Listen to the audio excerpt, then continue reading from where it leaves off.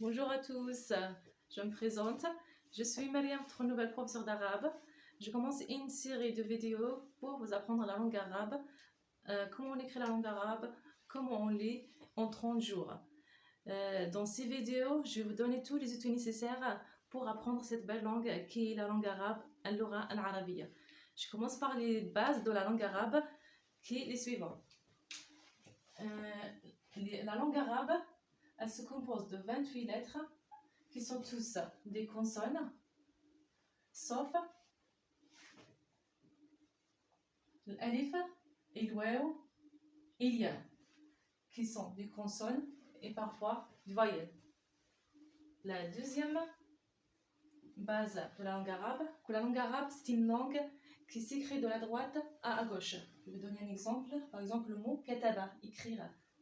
Ka-ta-ba.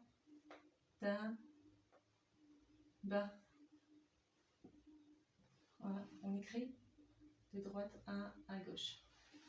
La troisième base que je peux vous donner, que la langue arabe, c'est une langue qui s'écrit en attaché. Comme je vous ai montré dans le mot kataba, regardez, ka-ta-ba.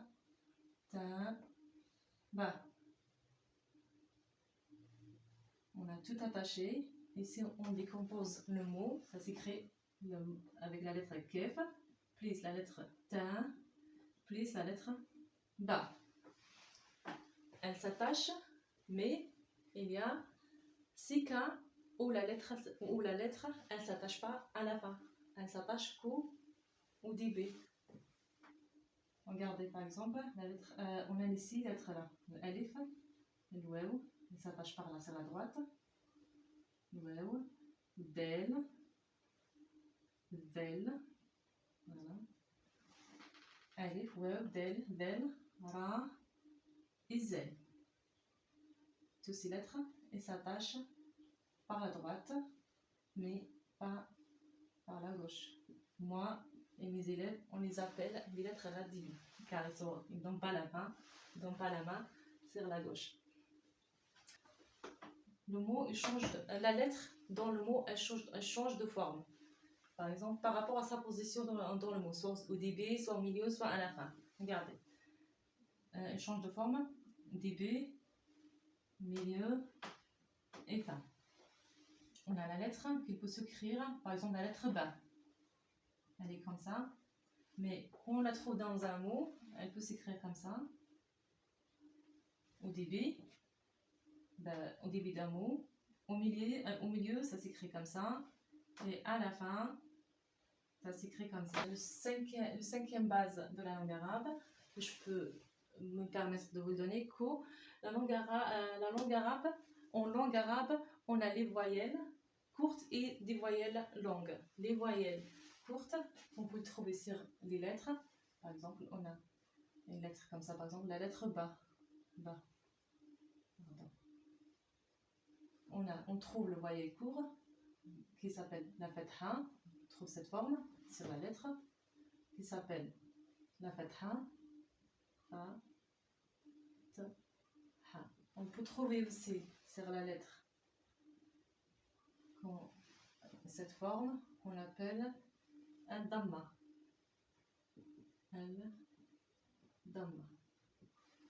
On peut trouver cette forme qui s'appelle kasra. Voilà. Les trois là, c'est des voyelles courtes. On a les voyelles longues. Les voyelles longues qui sont le alif et le waou et l'ya. Et il sert à prolonger la lettre. Il s'appelle aussi des prolongations. Par exemple, on a la lettre ba. Quand l'alif rentre, on dit ben. On a par exemple, on a le beau. Quand on prolonge, on rajoute le waou, on dit beau. Et la même chose pour le ya. On prolonge et on rajoute un ya. On va expliquer tout ça aussi plus tard. On a aussi qu'on appelle tanwin. En langue arabe, on a tanwin. On trouve aussi à la fin des mots. Tanwin. C'est 6, n'est-ce pas? Ouais, tanwin. Al.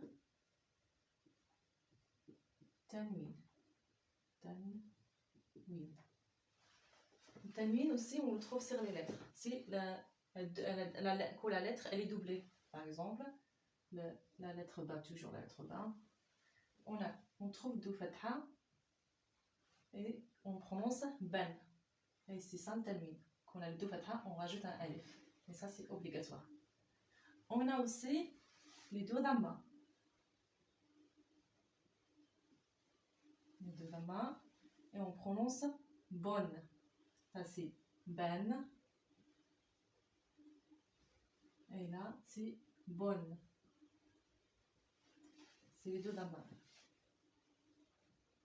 Et qu'on trouve de kasra, on dit bin. Là, c'est les deux fatha. On a parlé tout à l'heure, on a des fatha, dhamma, kasra. C'est qu'il y a une seule comme ça. Et on a une comme ça aussi, on dit dhamma. On a une comme ça, on dit kasra. Mais là, ils sont doublés, on dit deux fatha, deux dhamma et deux kasra. Deux fatha.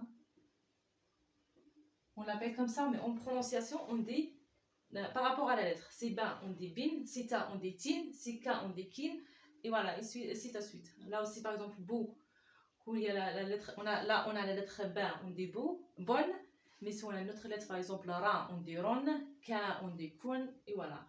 Et vous allez voir tout ça, avec le temps, ça va rentrer facilement. On a aussi ce qu'on appelle sukoun. Le sukoun, qu'on trouve aussi sur la lettre. Par exemple, la lettre ba, notre exemple de petit b. Ba, qu'on trouve un rond comme ça, il s'appelle sukouna. C'est l'absence de voyelle. B, b, b, b ou b. Et on a aussi qu'est-ce qu'on appelle le shadda, ou là c'est sukouna, pardon, je n'ai pas noté. El sukoun. Je l'écris comme ça après. Peut-être un sukoun, oui, c'est ça. Là c'est la shadda, la double. La double, ça veut dire que la lettre, elle est doublée ici. Et on fera des exemples, ou peut-être un leçon spécial pour ça, pour le shadda aussi. Là, c'est un shadda. On dit un shadda. Il faut l'apprendre. Un shadda. Quand quelqu'un vous dit shadda, ça veut dire que c'est ça. En général, on n'utilise pas le mot à la double. D'accord? On utilise un shadda. Un shadda. Et voilà. On a parlé de tanwin. On a parlé de sukoun et on a parlé de shadda. Et c'est là que j'arrive à la fin de ma vidéo.